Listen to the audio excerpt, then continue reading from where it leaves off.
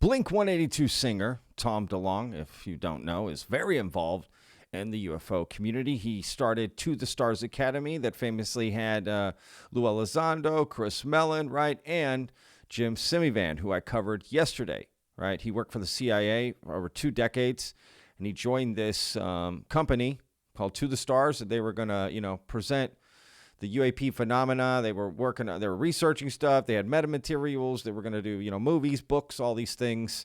It kind of dissipated, to be honest with you. But they still do some content. And so Tom DeLonge and Jim Semivan sat down for a podcast. I guess they haven't recorded one in over a year. And Tom DeLonge spoke about David Grusch for the first time publicly. So let's dive into these details because they also talk about some other stuff that I found interesting. So let's dive in, y'all. If you're new to the channel and you like content like this, please hit that subscribe button, y'all. We put our new video every day, 12 p.m. Central Standard Time. I do not miss a day. And of course, hit that like button, y'all. That really helps out the video. So thank you so much for the support there, vetters. And of course, comment down below. What do you think of these comments about David Grusch from Tom DeLonge? Some of it's a little interesting, right? Let's dive in. I think you'll see what I mean. All right, got it queued up. Now, it's not on video. It's audio only, but I got the subtitles, so maybe that'll help. Let's just get it going here. So again, Jim Semivan and Tom DeLonge. And Al and I agreed to work with you, and we sketched out the structure of the company on a paper napkin. Did that sort of sound right to you? Yeah, it did. Yeah. I think it's funny. Basically, AJ knew nothing about UFOs at all. So I spent 6 months with him going over documents that were either FOIA documents or stuff that leaked on the internet or whatever that I thought seemed to hold some kind of credibility, and just brought him up to speed and came up with this entire story. So by the time I met the advisors, the brass that people now know, me to have worked with, the book was already written. I think that's one of the things that some people in the government probably thought that these advisors were writing the book with me. It wasn't. I think I got them because they read the book and they felt the subject matter was taken seriously and it was presented in a very kind of grounded way. And, but I was never able to ask them what was true and not or anything. Real quick, he's talking about Secret Machines, which then became a movie that came out this past fall, which I saw. Which was interesting. And he talks about the movie in this episode, actually, of how, it was lower budget. They're looking to get bigger budget. So, I can understand a lot of that stuff. But regardless of the production value of the film, there was just content in the film that was just strange. I don't know. It didn't fit. It was weird. I don't know. It's like if all this stuff's connected, it's strange. Anyway, let's continue here. Let me back up a little bit. I had a but I was never able to ask them what was true and not or anything. I had to rely kind of on my own skills as a detective, trying to put it all together. And so once we got that out, and then I had some of those people you mentioned wanted to meet, and I was really excited about it because I was very much just looking for as many people as possible to help me, just spearhead kind of what TTSA became TTS, which I didn't really have the best model for because, as you know me, I'm pretty impulsive, I'm ambitious, and I'm an artist. So I'm always like, how about this? How about this? How about this? You see what sticks. But when I met with them, and I think they had a lot of questions because I didn't understand some of the conversations I had with these advisors because I couldn't talk to them about anything that would have been classified. I couldn't talk to them about anything they worked on.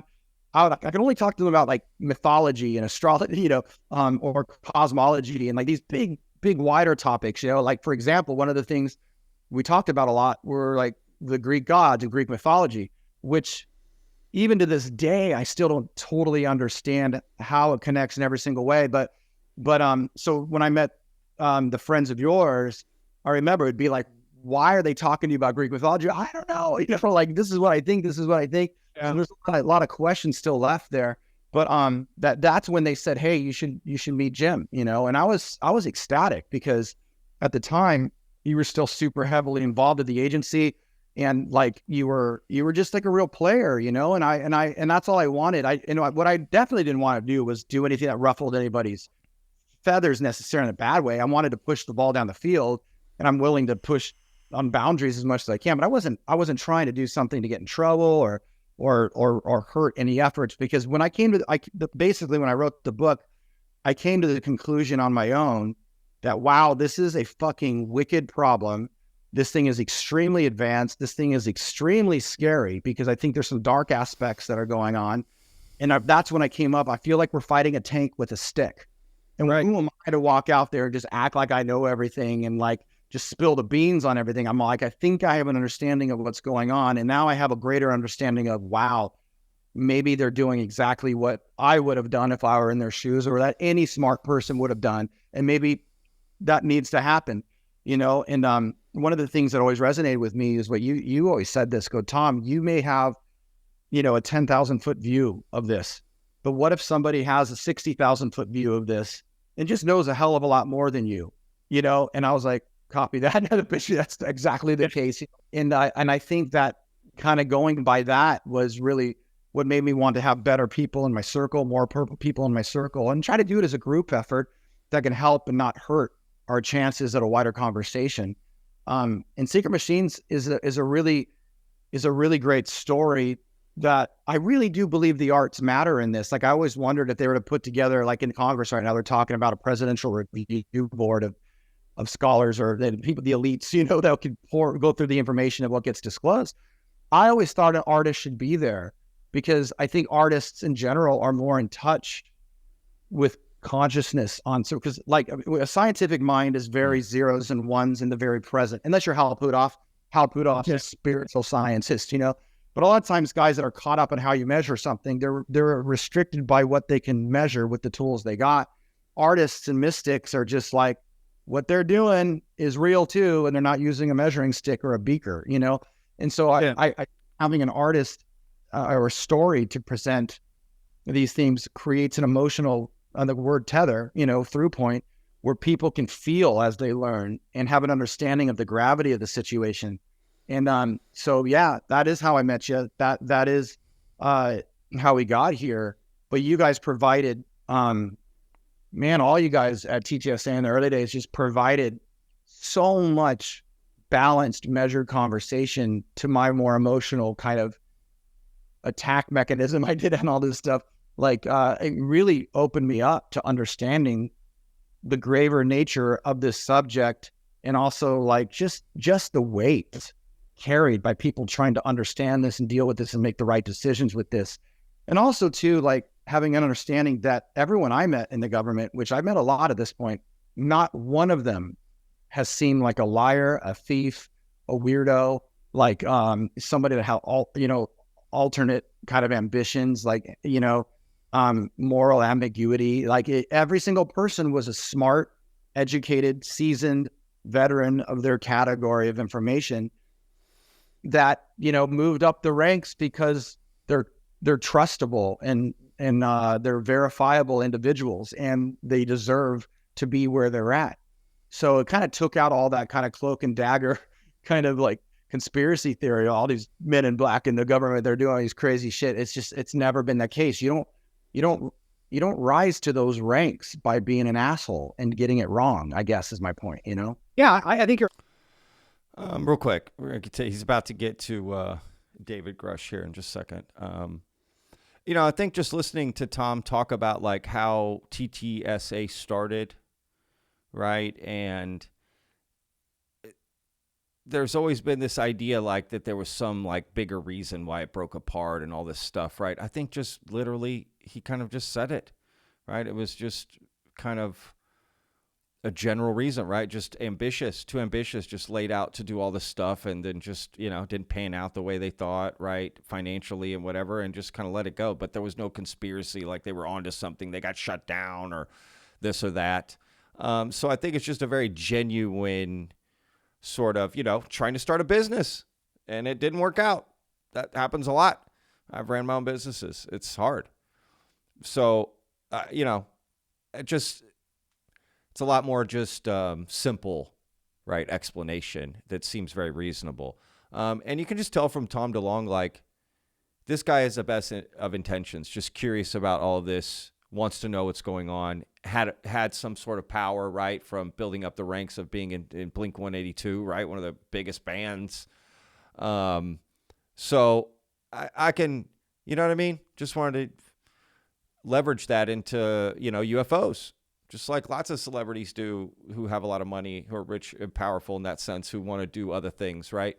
So his was just UFOs. So he got all these people together. Right. And it's kind of interesting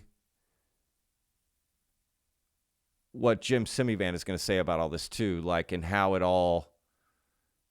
they all knew about each other and how they interacted with each other at TTSA, because you got the feeling that, this was a group that came to Tom DeLonge or something, but it sounds like this is just sort of put together like, pickup basketball game, essentially. You know what I mean? And you got this group of people that doesn't really know each other, doesn't really know what the other person knows, Because a lot of those people from TTSA you don't really hear from anymore, except Lou Elizondo, Chris Mellon, of course, and Jim Semivan. And again, it's gone from To the Stars Academy to just To the Stars, right? And just focusing on the entertainment aspect of it. So I don't know. It just seems, I know Tom DeLonge gets a lot of hate, but I think the guy was just coming from, a genuine, curious place and wanted to know what was going on and had some ability to make some contacts and make some moves and try to figure. I mean, I think a lot of you listening and watching would probably do the same thing, if I'm being honest, right? It may not know what you're doing and, turns out how it turns out. You're ambitious. You just want to do more. So anyway, all right, let's continue here with the clip. Real quick at the end when he's like, oh, there's no men in black. It's not like that. I mean, that's literally what Secret Machines is about. The men in black. So that's an interesting comment for him to make. I think he didn't mean it that way. I think he just more meant that the people that he met to do this all seemed like reasonable people that had moved up just normally in their jobs. Right? They weren't some like crazy hidden thing, It was all like, yeah, we'll meet at Denny's. No problem. You know what I mean? Absolutely. You know what I'm saying?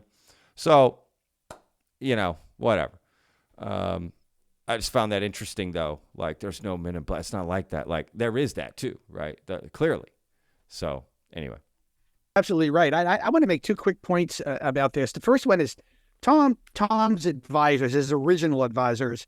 I think 2 or 3 were outed when the Russians leaked the emails, and so we sort of know who they are. But Tom has never divulged the other 7, never. And I asked him a couple of times; he just said no. And I did guess 2 of them from the IC, who you met with, I think once or twice.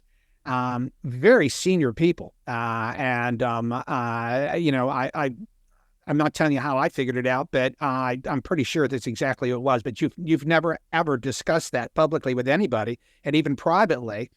And the second thing I want to add to this, because you brought this up, when we all met and we all came together, a lot of us had security clearances, and we all had what they call top secret, TS, special compartmented information, talent keyhole, which means we pretty much could read everything. Some of us had Qs. I had a Q. We had a couple more things after our name. And here we are sitting with you. And none of us, we all came from different agencies. So none of us were allowed really, we didn't know what the other one knew completely, right? So there was a lot of dancing around. And I know you were sitting there and we were trying to dance around some of the classified stuff, and you'd be sitting there. And I remember saying to myself, this is so fucking unfair to Tom, because what you're getting is sort of, you could see it, you saw it in us, that we sort of wanted to say something, we really couldn't say things, and I felt bad because it was like we thought we all knew you were part of the team, but we couldn't get into some of it, but now over the last few years, and particularly since Dave Grusch came out. And I wanted to ask you about that. Whether you've met with Grusch, Graves, and Fravor, and what you thought about that interview. I thought it was a historic interview when they met with the House. I think it was the House Permanent Select Committee on Intelligence or the House Armed Services Committee. I can't remember what. I mean, David, whom I know, pretty much let out a lot of stuff that I I'm still shocked that he was allowed to say it. What did you think about that?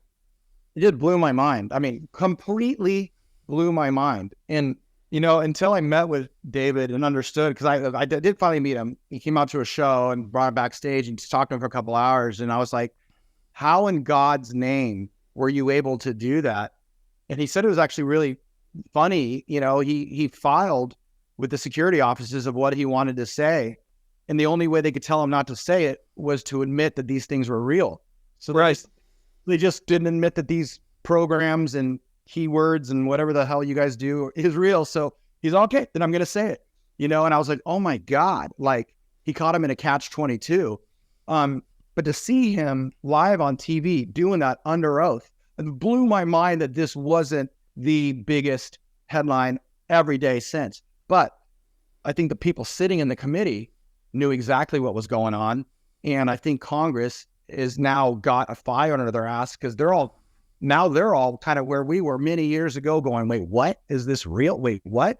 So, but I found David to be not only one of the more brighter individuals I've ever met. This guy is just names, dates, locations. He can just, he's a very, very seasoned intel officer at various agencies too. I don't want to say things I probably shouldn't, but he was telling me kind of where he's from and all the things he's worked on. And this is like, maybe you'd be better at explaining kind of like the level, like who he is, because people want to doubt him, but like his credentials are massive. No, Tom, you're absolutely right. I mean, David is, I always tell people, I had a few phone calls, when he first came out, and they said, what do you think? And I just sent back, man, the dude is the real deal, right? I mean, he is exactly who he says he is. And let me tell you something else about him. He's 36 years old. He was a GS-15. That's the equivalent of a full colonel. You do not get that. You see that rarely in the government. So clearly he was doing something really, really well, and that people had, great faith in him and trust in him, and he was a pretty smart guy. You're right. I mean, he worked across the intelligence community, and he had the kind of clearances, that allow you to basically look at some very,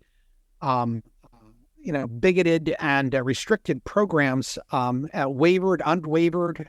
I mean, he basically saw them all, and he used that to get to the bottom of what he thought was something that needed to be brought out. Now, you can get into an argument about, Title 10 and Title 50. I mean, Title 50 is the intelligence community, how they run their business. Title 10 is how the military and the DOD run their business. And you can get into an argument about whether or not Congress, needed to know, something that the executive branch is running. And did members of the congressional branch actually know about it, but never said anything, never stepped up and said anything because of the situation?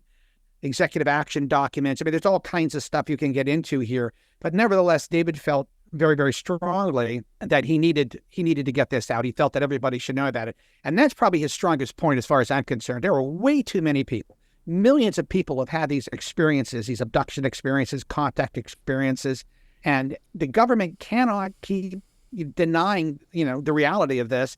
And they can't put these people in some kind of box, where they label them as, is somehow or other, they're a little bit crazy around the edges, things along those lines.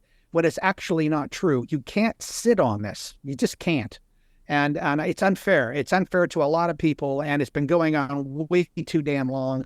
And so I think Dave's point in that regard is worthwhile, and I agree with him. I do want to get into one area real quickly. Over the years, you've made some very provocative statements about UAPs and the phenomenon.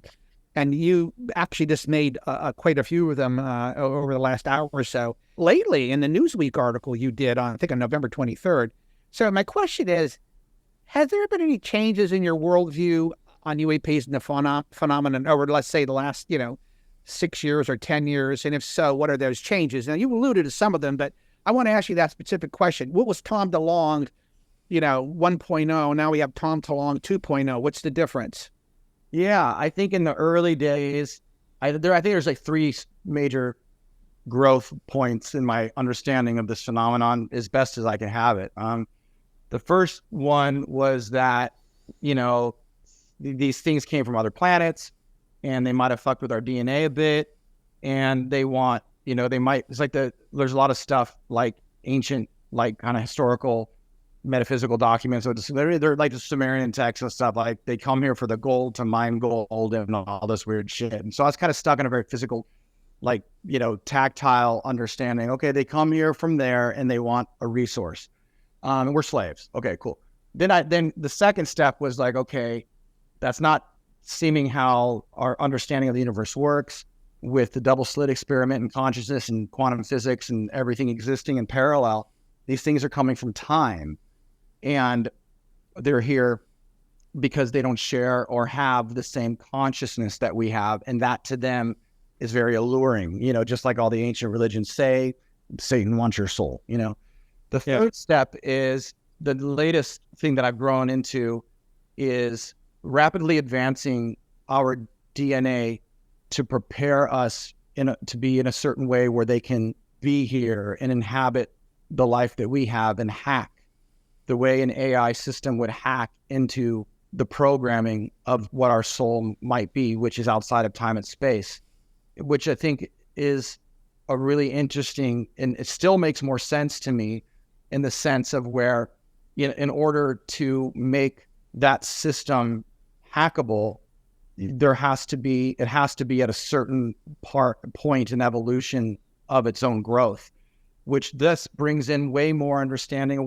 makes way more sense why it would separate us into religions and keep us fighting and warring and feeling and emotion at such a degree that, like, it's almost like being a child and you go through, like, one of your parents pass away. That child is so much more wise and mature and damaged, than any other kid in his class, because they went through so much pain. I was meditating when I went through my divorce. So, okay, there's more to this. Again, I'll put a link in the description. You guys can, check out the whole thing. But, that last part there, right, that's interesting. His journey on this, and it gets just more esoteric, right, as it goes. But I've also heard that, it's all of it, right? Everyone's got these different stories of its origin. But it's just a very interesting conversation to hear from Jim Semivan talking about all the alien abductions, which again, but remember the Wilson memo supposedly is real. And in that Wilson memo, the Wilson Davis memo, it says that alien abductions are not real. And that's supposedly true, right? Like Eric Davis is one of David Grusch's 40 witnesses, right? I made a video about that. It was like a month ago that came out in a private Facebook group that Eric Davis posted. And Eric Davis posts all kinds of weird stuff in that Facebook group. I read some stuff today that he posted, calling out Daniel Sheehan on his Danny Jones interview. I think I'm going to make a video about that. Called him out and said a bunch of stuff was not true about Skinwalker Ranch. And he showed all these pictures and stuff, in this Facebook group that I'm in with him. And it's crazy. Anyway, it's just interesting how a lot of these people are connected, but then just have these completely different beliefs about it. Right. And like, it's just interesting. But, more interesting is to hear Tom DeLonge's comments about David Grusch, right? More like he doesn't meet him till a show, afterwards coming out, which just goes to show Tom DeLonge is probably not as involved anymore, right, with this stuff behind the scenes, right? Yeah, that's interesting, right? That he meets him, they talk. Yeah, that's interesting. I mean, I wonder if he went with Lou Elizondo, or why would he still meet with Tom DeLonge? Does he want Tom DeLonge, maybe To the Stars coming back? Maybe, I don't know, right? But it's good to hear Jim Semivan talk about how credible David Grusch is and the type of clearance that he had, that was so unique and rare. Because I do find David Grusch credible. Probably the most credible of anybody in this field, if I'm being honest. And yeah, it's just interesting to hear their dynamic about it, right? Kind of the origin of it and where they're at with this now. Tom DeLonge, right? This is going to be an interesting year for sure, y'all. That is for certain. So I'm curious to read the comments. I'm not going to bother y'all anymore with this. Again, check it out. To the Stars YouTube channel. And they talk about a lot of other stuff. And Tom he's very esoteric about it all. He's got a lot of ideas, and it seems like Jim Semivan also thinks that too. A lot of this stuff, right? So I wish there was like a book or a list or something we could get that has, it's official, right, from all these people. It's like, this is what it is, because it's just all spread everywhere, right? I guess I try to do that with Vetted, bring a lot of this together cohesively every day. But it's even hard for me because it's just a lot of beliefs, theories about what the phenomena is, why, how, what, right, who, all the questions. So anyway, all right, guys, looking forward to tomorrow's video. I think I'm going to do that Eric Davis one. I'm not sure. Could be the day after. Don't hold me to it, but definitely in the next couple days. So anyway, looking forward to that. We'll see you guys tomorrow. Remember, every day, 12 p.m. Central Standard Time. Every day is a gift, y'all.